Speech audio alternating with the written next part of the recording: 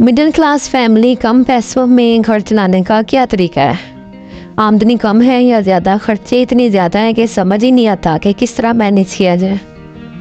तो जिसकी 40 से 50 हज़ार रुपये तनख्वाह है और उसमें फ़ीस भी देनी है, किराया भी देना है।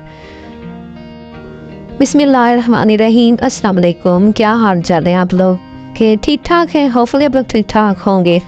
तो जी आज मैं आपके साथ जो व्लॉग शेयर कर रही हूँ उसमें आपको मैं ईद के हवाले से कच्चे कीमे के तवा कबाब बनाना सिखाऊंगी और इसके अलावा आपको बताऊंगी कि मिडिल क्लास फैमिली जिसकी तनख्वाह कम हो, 40 से 50 हज़ार रुपया हो या इससे भी कम हो, तो उसको क्या करना चाहिए कि जिसकी वजह से ना वो घर के अखराजात चला सकें। मेरी एक दोस्त है, उनके हस्बैंड की जो सैलरी है ना वो 45 हज़ार है। उन्होंने कहा 15 हज़ार तो मेरे घर का किराया ही चला जाता है, अब मुझे बाकी नहीं बताएं कि मैं क्या करूं। तो आपको मैं बताती हूँ कि दो तरह के लोग होते हैं। एक तो वो होते हैं ना जो सैलरी बेस पे घर चला रहे, तो उनको महीने बाद तनख्वाह मिलती है। एक वो लोग होते हैं जो छोटा मोटा बिजनेस करते हैं या बड़े बड़े बिजनेस करते हैं। बड़े बड़े बिजनेस करने वाले दायरा है ज़्यादा पैसे कमाते हैं, उन्हें तो कोई मसला नहीं था। लेकिन जो छोटे छोटे बिजनेस करते हैं, मसला उनके वहाँ होता है कि वो कभी कमा के ला रहे हैं, कभी नहीं कमा के ला रहे, कभी पैसे ज़्यादा आ जाते हैं, कभी पैसे कम आ जाते हैं। अब मैं आपको एक बात बताती हूँ कि जो सैलरी वाले हजरात है ना, वो तो महीने की पहली तारीख को या जिस तारीख को उनको सैलरी मिलती है ना, वो तभी सारा हिसाब किताब लगा के रख लेते हैं कि ये पेट्रोल के पैसे हैं, ये बिल के पैसे हैं, ये किराए के पैसे हैं, और अब जो पैसे बचे हैं ना या फीसें वगैरह बिल निकाल के, तो जो पैसे बचे हैं इसमें हमने पूरा महीना गुजारना है। चाहे जैसे भी है, कम करें या ज़्यादा करें, वो फालतू खर्चे की तरफ हाथ नहीं डाल सकते, ना ही वो डालेंगे। लेकिन मसला उन लोगों के साथ होता है जो डेली बेसिस पे कमाते हैं, रोज़ाना की बेस पे कमा के लाते हैं, या फिर वो छोटा मोटा बिजनेस करते हैं। उनको घर चलाने का बहुत मसला था कि वो एक किस्म की हवाई रोज़ी कमा रहे होते हैं। तो वो हवाई रोज़ी कमाने वाले कभी कभार तो बहुत ज़्यादा कमा लेते हैं और कभी कभार जो है ना बहुत कम पैसे होते हैं या किसी दिन नहीं भी आते।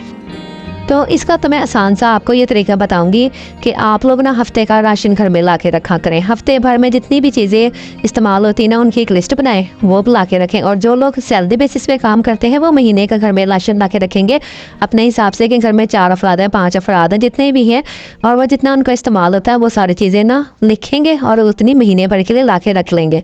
लेकिन जो डेली बेसिस पे कमाते हैं वो एक हफ्ते की प्लानिंग करें। एक हफ्ते की प्लानिंग करने से ये फ़ायदा होगा कि आपको, और डेली बेसिस पे आप लोग कभी भी चीज़ें ना खरीदें, उससे चीज़ें महंगी मिलती हैं और घर में चीज़ें ख़त्म हो जाती हैं, तो बार बार बाज़ार भी जाना पड़ता है। ये इसकी अलग से टाइम मतलब ज़्यादा लगता है और चीज़ें जो है ना वो जगह जगह दुकान से थोड़ी थोड़ी खरीदने से ना महंगी पड़ती।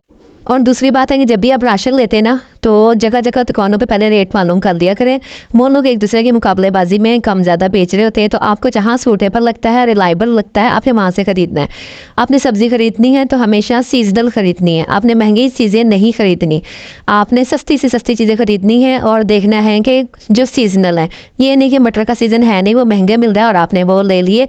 तो इस तरह क्या होता है कि आपका बजट आउट हो जाता है। गोश्त लेने जाते हैं तो हमेशा अपने सामने जानवर उसको ज़िबा करवाएं, पहले से रखे हुए। पता नहीं हमें गधे का है या बीमार है या मुर्दा है, तो ऐसा कभी भी नहीं लेना आपने। हमेशा सामने जानवर कटिंग करवाएं और हो सके तो ज़्यादा लेके रखें ताकि फ्रिज में पैकेट्स बना के रख लीजिए। अगर ऐसा कुछ नहीं हो सकता तो आप सामने जो जानवर ज़िबा हो रहा है ना उससे हमेशा गोश्त वगैरह लें। तो इस तरह जो है ना गोश्त आपको ताज़ा भी मिलेगा और ये ना हो कि बीमार गोश्त घर में ले आए और मज़ीद पैसे बचाने के चक्कर में आपको डॉक्टरों के चक्कर लगाने पड़े। और ये जो बातें बताने जा रही हैं ये तो बहुत ही इंपॉर्टेंट है कि हम ख़वातीन लेडीज़ जब कभी हम बाज़ारों में जाते हैं ना, तो जो चीज़ हम घर से सोच के जाते हैं उसकी तरफ तो ध्यान नहीं जाता, और जो नई चीज़ें नज़र आ रही होती ना हम वो लेना शुरू हो जाते हैं। तो ऐसा आपने कभी भी नहीं करना। हमेशा आपने वो चीज़ लेनी है जो घर से सोच के गए हैं। आलतू फालतू चीज़ें मत खरीदें, इस तरह आपका बजट ना आउट हो जाएगा। अच्छा जी, अब मैं आपको बताती हूँ कि यहाँ पर मैं बना रही हूँ कच्चे कीमे के तवा कबाब। यहाँ पर मैंने जो प्याज है उसको मैंने चॉप कर लिया है। थोड़ा सा मैं आपको तरीक़ाकार बता दूं फिर मैं आपको बात करती हूँ। तो और मैंने यहाँ पे कीमा लिया और कीमे का पानी को अच्छी तरह किसी कॉटन के कपड़े में, साफ़ सुथरे वॉश हुए कपड़े में ना अच्छी तरह निचोड़ लेना है। अगर आपने पानी ना निचोड़ा प्याज का या फिर कीमे का, तो ये कीमे के जो कबाब होते हैं ना वो टूट जाते हैं, तो फिर वो फ्राई भी अच्छे से नहीं होते हैं। अभी देखिए इतना पानी निकला है। तो इसके बाद अब ये मैं इसको निकाल रही हूँ। तकरीबन आधा किलो कीमा है, तो इसमें ये देखें ये पानी बिल्कुल भी नहीं है, बिल्कुल साफ़ सुथरा और खुश्क हो चुका है। और इसको मैंने चॉपर में चॉप भी कर लिया है। इसी तरह मैं प्याज का पानी भी निचोड़ के ना इसमें ऐड कर लूँगी। और इसी तरह जो हमने लहसुन अदरक का पेस्ट इसमें ऐड करना है वो मैंने उसको भी पानी निचोड़ लिया है और वो भी मैं इसको ऐड करूँगी इसमें। ये देखिए लहसुन अदरक का पेस्ट है, 2 चम्मच है, इसका पानी निचोड़ लूँगी और इसका पानी मैंने वेस्ट नहीं करना क्योंकि ये मैं फिर किसी हांडी वगैरह में यूज़ कर लूँगी, इसको ज़ाया नहीं करूँगी मैं। इसी तरह प्याज का पानी भी आपने ज़ाया नहीं करना। कीमे का पानी आप फेंक सकते हैं क्योंकि वो हमारे किसी काम का नहीं था, लेकिन प्याज का पानी, लहसुन अदरक का पानी आपने ज़ाया नहीं करना। अब ये देखिए इसके मैंने सारे मसाले वगैरह ऐड किए। अच्छा बस इसके बाद सिंपल से मैंने कबाब बना लिए हैं और कबाब बनाने के बाद इसको मैं फ्राई कर लूँगी। कोई मैंने इसमें अंडा नहीं मिक्स किया, कोई मैंने इसमें ब्रेड मिक्स नहीं की, तो बस ये ऐसे ही इतने अच्छे फ्राई हो जाएंगे। और इसमें जो मैं सलाद बना रही हूँ ना, वो आपने ज़रूर बनानी है, उससे बहुत टेस्ट आता है, बहुत मज़े के कबाब लगते हैं, तो वो लाजमी बनानी है। और उसके साथ आपने केचप का लाजमी इस्तेमाल करना है। अगर केचप देखना चाहते हैं तो वो मैं पिछले व्लॉग में ना, पिछली वीडियोस में मैं केचप घर पे बनाना सिखा चुकी हूँ, तो वो आपने ज़रूर बना के रखनी है बड़ी ईद के लिए। तो उससे ये होगा कि आपको बाज़ार से नहीं खरीदनी पड़ेगी और बिल्कुल कमर्शियल किस्म की केचप, बाज़ार से भी ज़्यादा अच्छी केचप मैंने बनाना सिखाई है। अच्छा जी, यहाँ पे तो बन गए हैं कीमे वाले कबाब।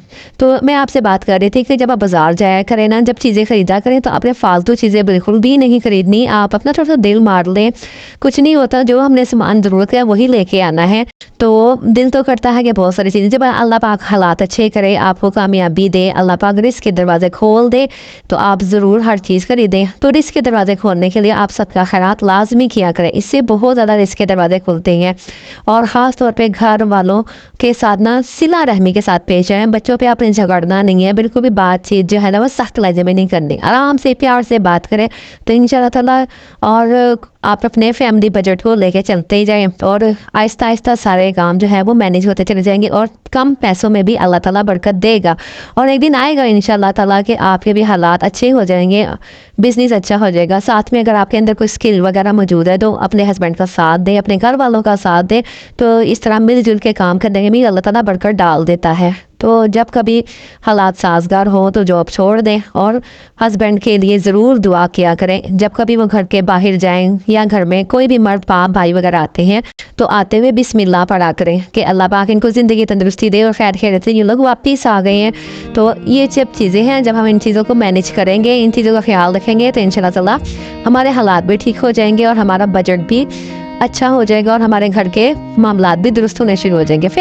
वीडियो अच्छी लगी तो वीडियो को लाइक एंड शेयर कर दीजिएगा, सब्सक्राइब ज़रूर कीजिएगा ताकि आपको इसी तरह की मोटिवेशन वीडियोस मिलती रहें। अल्लाह हाफिज़।